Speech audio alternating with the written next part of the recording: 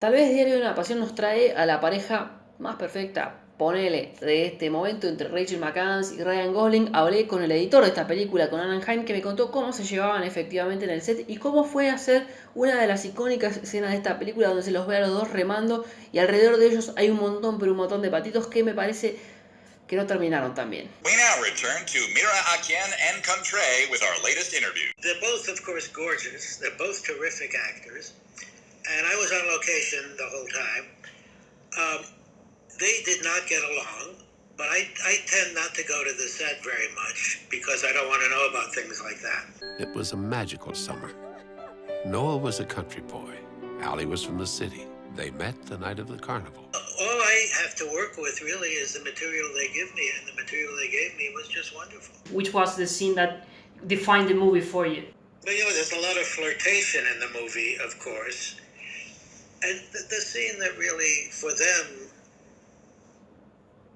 worked so well when they actually came, running to each other near the end of the movie. But before that, you just sensed that this was a couple who were made for each other.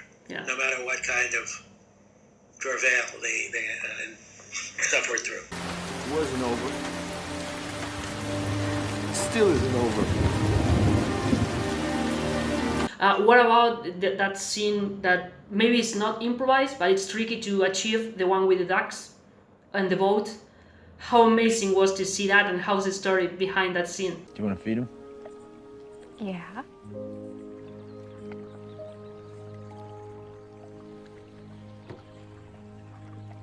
Okay, the production manager on the film, this was in the script, it's in the book. And in the book, of course, it's wild geese. And in the opening of the movie, we have the wild geese flying in the title sequence, which are all CGI geese anyway.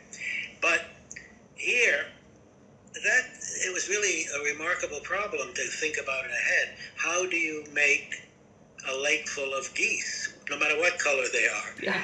So the production manager came up with the idea of hatching a whole bunch of eggs. When geese hatch, they bond with the first thing they see, which is usually the mother goose. Yeah. But in this case, it was a person.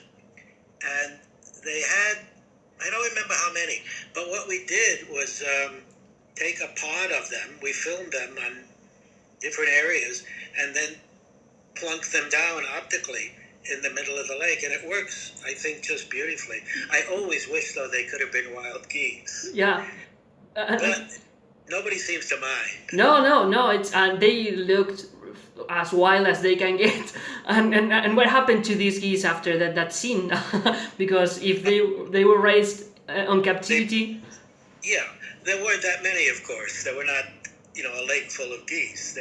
I don't remember how many there were. 50? I don't know. They made somebody find dinners. What can I tell you? It's yeah, that's dark. That's what happens to prop geese. Yeah. They're treated very well. They have a very good life. Why didn't you write me? I waited for you for 7 years. I wrote you every day for a year. Nick and I, Cassavetes and I, we don't like to screen for a lot of people at any particular time.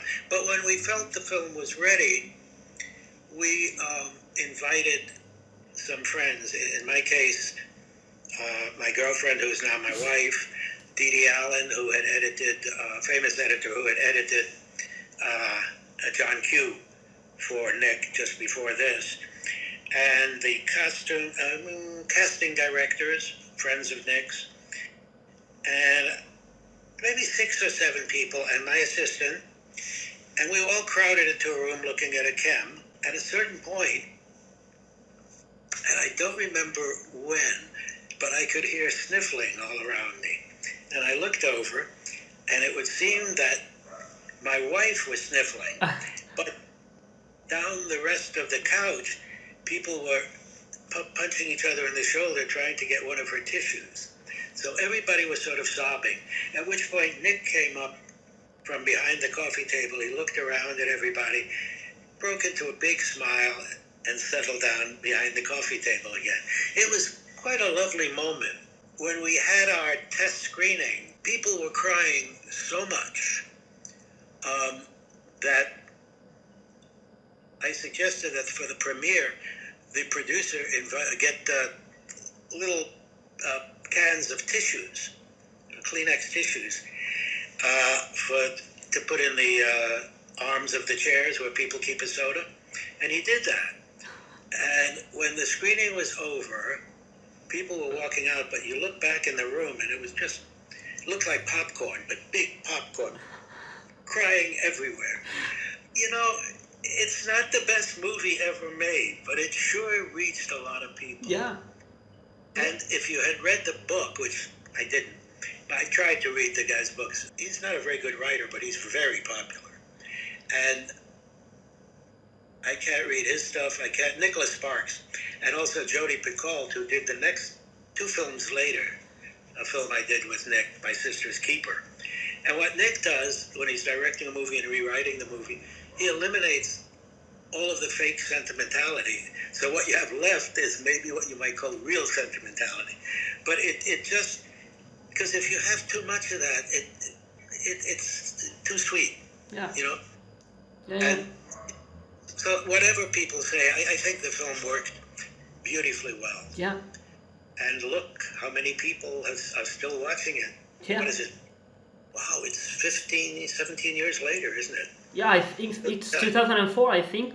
It's 16 years. In a Nick Cassavetes film, I read to her, and she remembers.